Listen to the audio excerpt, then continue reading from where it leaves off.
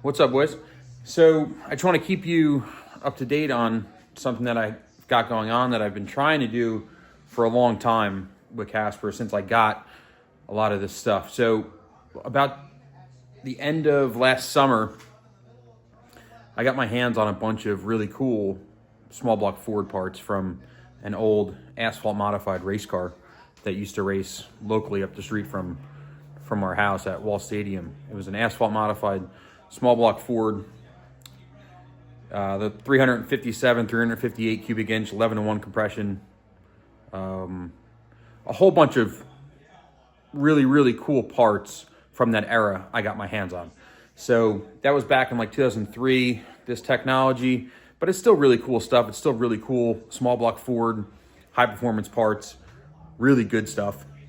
And I got my hands on that stuff about the end of last summer, and I've been slowly trying to find a block for the crank that I got with the stuff. The crank that I got with the motor, it's like a kind of like a NASCAR style crank, 302 main bearing size, and the block is 351 Windsor, which means if any of my motor friends on here know anything, a 351 Ford Windsor has a 3-inch main journal. The crankshaft that came out of this motor has a 2 1/4 main journal, 302 size. So I was a little lost on it when I first saw it because I didn't know how it would fit in the motor. Long story short, I found main caps, 2 1/4 size, for the crankshaft in a whole bunch of parts that I just keep digging through. There's like 3 or 4 different crates of parts that I got for this motor. And I keep digging through the parts and I found 302 main caps. So the only thing I'm missing is a bearing spacer for the block. I have the crank, I have the main caps for the 2 1/4 crank, and 2 1/4 crank size is really common, or was really common in the late 90s, early 2000s. NASCAR Cup Series cars ran a 9.2 inch deck height block with a 2 1/4 main bearing size on the crank. And that's for high, consistent RPM. And it really turns them up. It's really good for high RPM, short stroke, high RPM. You want a smaller crankshaft diameter. So that's what this stuff is. And it is really cool because I want to put it in Casper. It's an old Ford motor, Cup Series style motor, that I want to build and put in Casper. So that's where I'm at. I'm still going through the parts. I have the block here on the floor. It is a 351 Ford SVO block. It's a really nice block. And I'll show more on the camera when I get it on the stand. But I'm going to get it on the stand and try and get this thing cleaned up as much as I could. And go through all the parts I have. I'm going to start labeling all the parts I have, put everything in baggies and Ziplocs so I can see exactly the nuts, the bolts, the spacers, everything I have. This is literally a entire 358 cubic inch small block Ford race motor with an old Cup Series style crankshaft in 2,500 pieces in boxes. So I'm going to start unboxing that. I'm going to get this motor up on an engine stand and start pulling all the stuff out. And I figured I would take you guys along.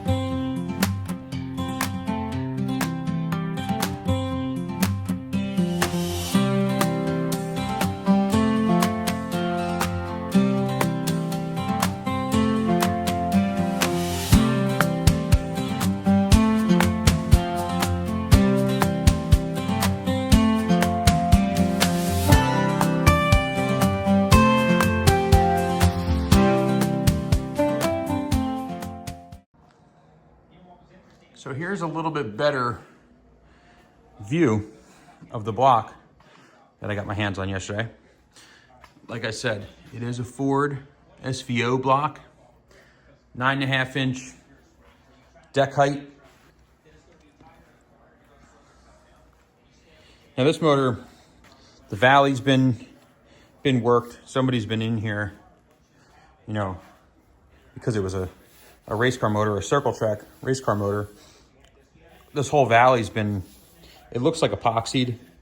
The finish is epoxied on it. It almost looks like, and this thing's all dirty still. Like I haven't had a chance to clean this yet. You guys are seeing this just as I'm seeing this, as I got this block, and I have a ton of other parts under the bench over there that we'll get to. But I just wanted to show you guys this motor quick that we're working on. I want to try to get as much content of this as I can so that we can have a little series with Casper. I really want to be relevant a little bit more on YouTube. I always said since day one, at least what I've thought, that people would enjoy what I do. And when I do post on Instagram and Facebook and little things like that, it does get a big pour of people that, you know, some people that message me, some people comment and ask me certain things, but I do get a lot of messages of people that like what I do and ask me certain questions and ask me about Casper, my F100, ask me about the motor and what so have you, just being car guys, just being dudes. So I think that's cool, and I've always appreciated anybody that liked what I did, because like-minded people normally get along really well, and it's, you know, it's comforting. But if you do like this, like the video, comment, let me know what you want to see. I'm basically just going to be filming what I'm going to be doing. Me and my buddy Pete are going to be the ones that are putting this whole motor together. I'll have the block cleaned and the cam bearings punched out and new cam bearings put in by a machine shop. But me and Pete are going to go through the heads, clean the crank, put all the bearings in, mic everything ourselves, do everything ourselves as much as we can. But we're going to use a machine shop to make it easy, obviously. I mean, I don't have engine equipment here to do any types of machine work. I'm pretty knowledgeable with assembly and stuff like that, and so is my buddy Pete. So that's cool. We're gonna put this whole motor together ourselves in the garage. And like I said, it's an old NASCAR circle track style motor, and it's really cool. It's just a really cool piece.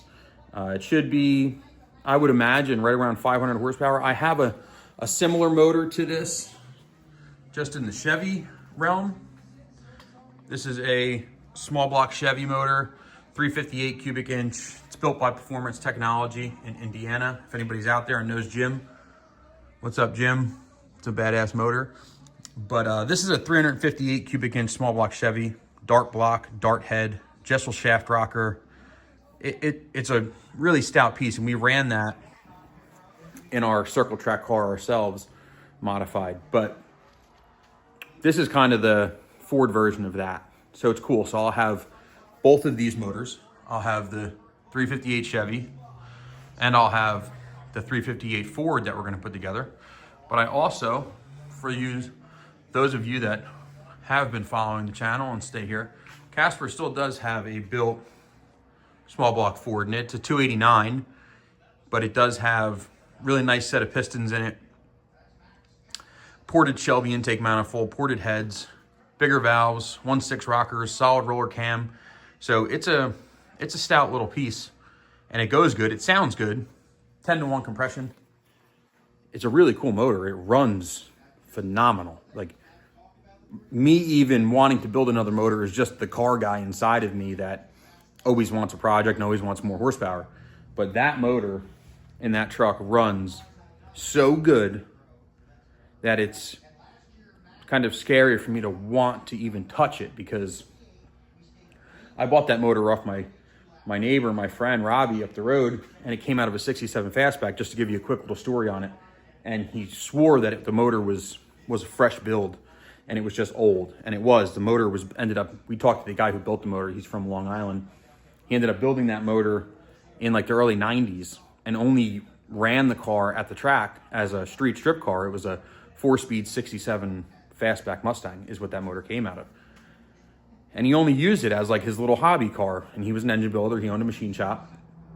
So it only had, he said, 2,000 to 3,000 miles on it, because he was just calculating that with his quarter-mile passes. And that's all that motor had. So it was built to be beat on. And that motor rips. I don't know. I don't remember the name of the guy in Long Island, but if you had a 67 fastback and ran it out the track in the early 90s and you own a machine shop out there, message me or email me, because I'd like to talk to you more about it. But yeah, that motor runs so good, and it's a really good motor. And I just went through it and put a new oil pan on it, new oil pickup, new oil pump, new carburetor spacer, all new accessories. Went over the valves, but that motor is like a 30-year-old motor with low hours, just, you know, track time on it, and it rips and it runs great. I wouldn't think twice about jumping in that truck and driving that truck across the country from, I'm over here in New Jersey. I would drive that truck to Florida. I would drive that truck to California, and I would not bat an eye. I don't know if it'd be as comfortable as I would want it to be, but mechanically wise, engine wise, that truck runs really good. So that's where this is going to take a lot for me to make this right in order for me to switch this motor into that truck, which I am going to do. I am 100% putting this motor in that truck, and I will have a really good small block as a backup motor for the truck. But it's going to take a lot for this motor to come out the proper way that I want it to come out, the right way that I want it to come out, and see how good it runs, see how it sounds. And I want it to still be efficient, but anytime you get into that realm of, you know, 11-to-1, big ported heads, a big cam, 60 more cubic inch of motor, it's going to be a big difference compared to a 10-to-1 289, which, like I said, that thing rips. It's such a fun street truck, but I want more horsepower. I wanted to sound a little different, but so that's where we're at. So I want to take you along. I'm going to start just cleaning this block up, cleaning all the parts, going over everything, and then later on, I am going to pull out all the parts. That whole entire bench is filled with crates of parts that have to come out. But we're just plugging away in the shop. I wanted to show you that real quick and talk to you a little bit about the motor and that, and the motor here. And I'm going to get going on this, and we're going to make a series about this. Me and Pete are going to keep putting this thing together. I'll take you along on every process that I possibly can to show you how we're going to put this thing together. So stay tuned. If you're interested in this stuff, like and comment on the video, and we're going to get going here.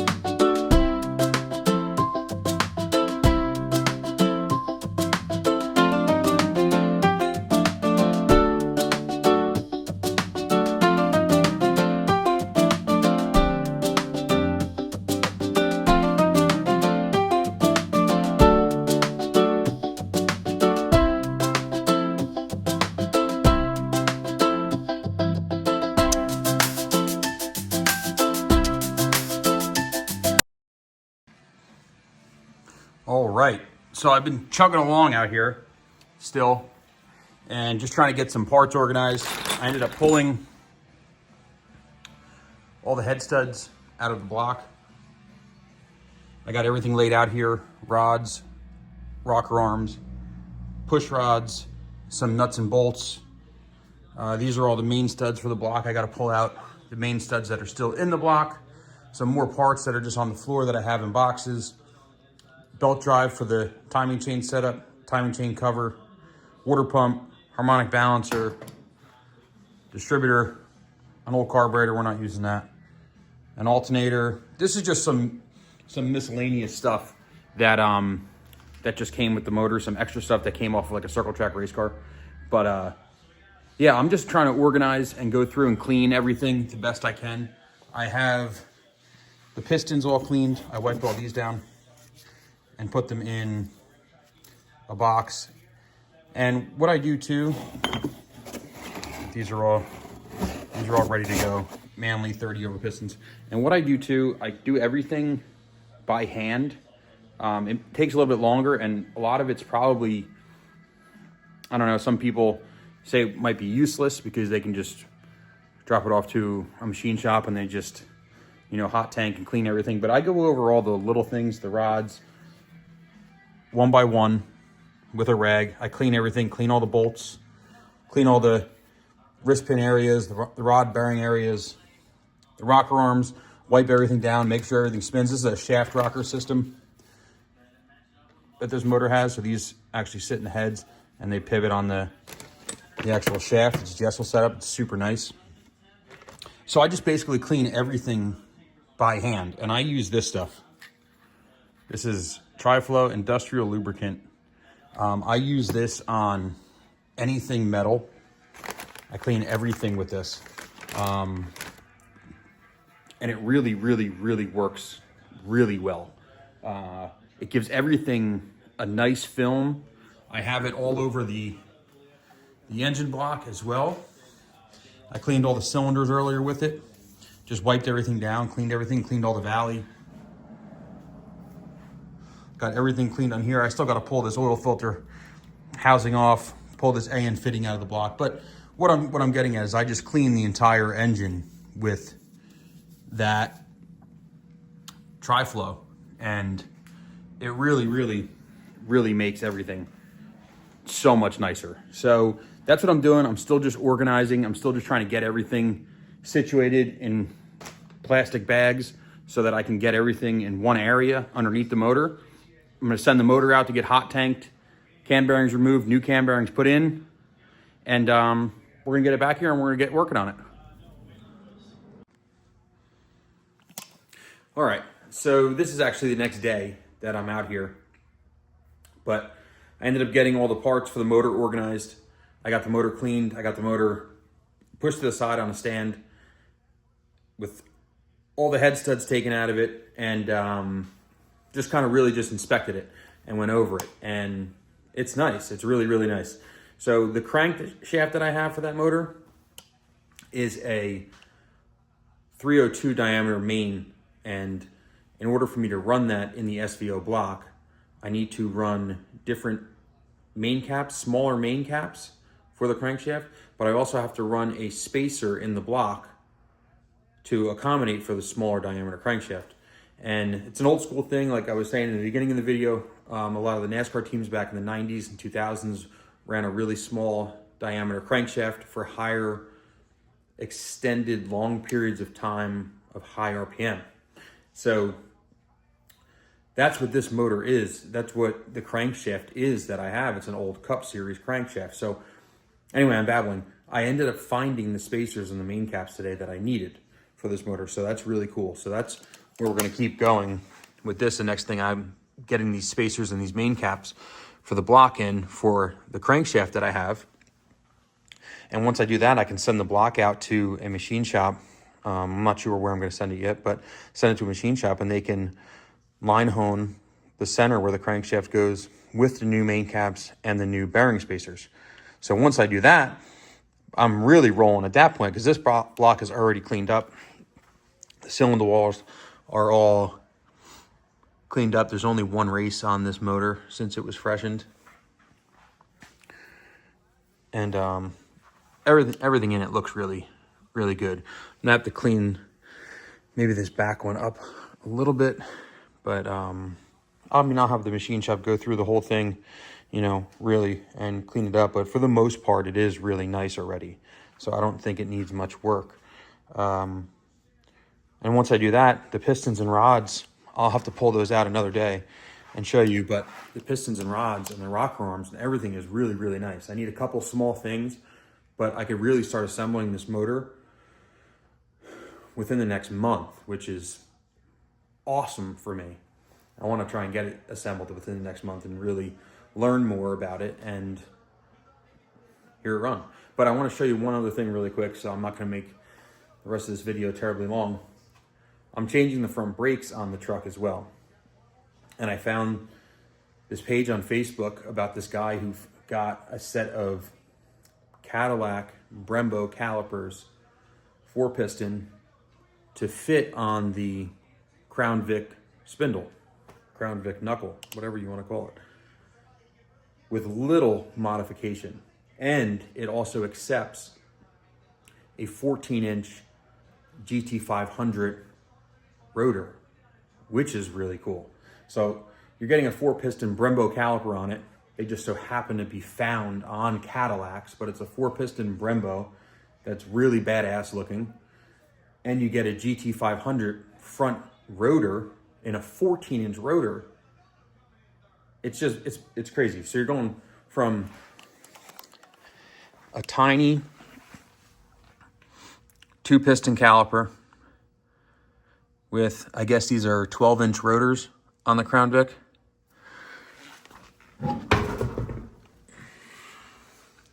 And these are nice brakes. Like, I have this all clean, and I keep the caliper really nice and the rotor nice. And I painted the center of the hub of the rotor just to keep everything as nice as possible. And these look nice, but you have to look at these. Now, these are just primed. I primed these today. I scuffed these up, cleaned everything up, and primed them today. But look how badass this is. This is a 4-piston Brembo.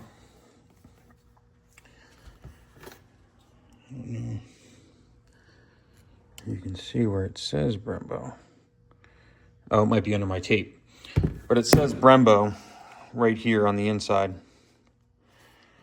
And they're badass. They're really, really, really nice calipers.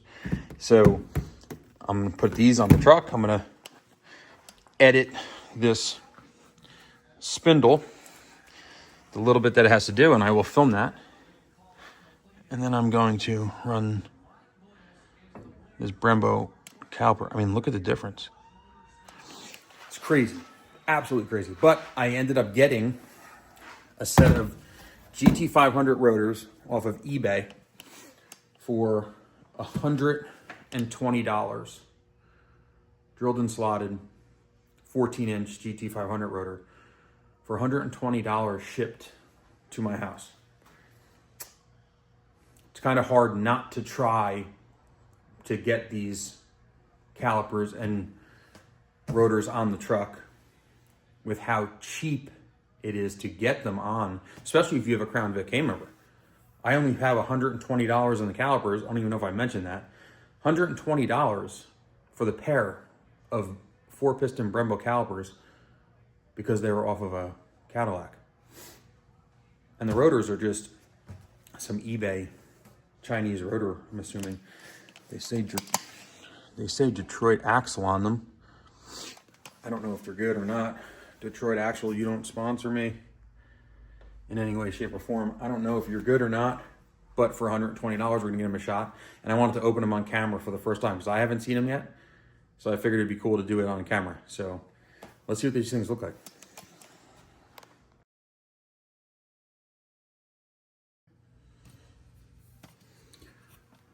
All right, are you ready for this? Let's do this. Let's do this on actual camera. Let's see what these look like. I haven't seen these yet, so. Holy rotor. Oh my God, I can't even lift these, they're so heavy. Oh wow. That's what I'm trying to say. I paid $120 for these. Put you guys down for a second. 120 bucks for these shipped off of eBay.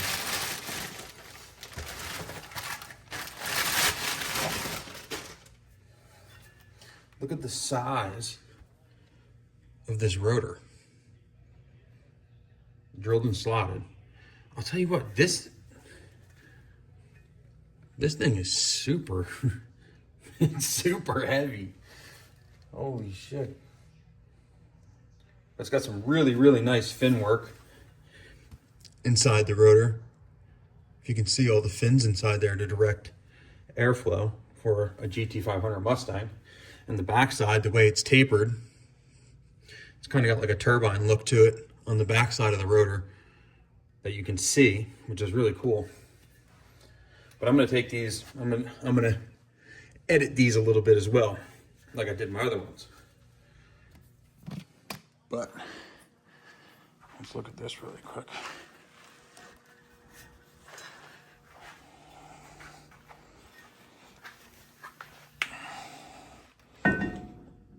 because that's crazy. All right.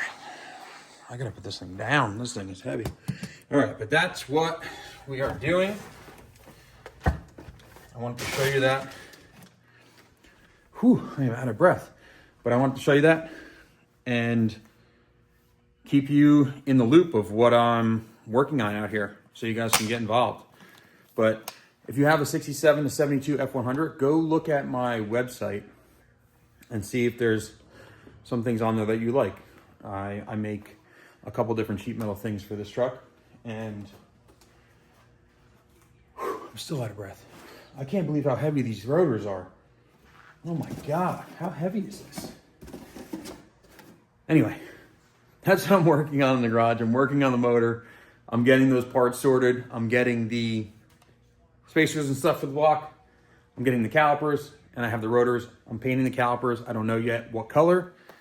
And stay tuned to the next video. Peace.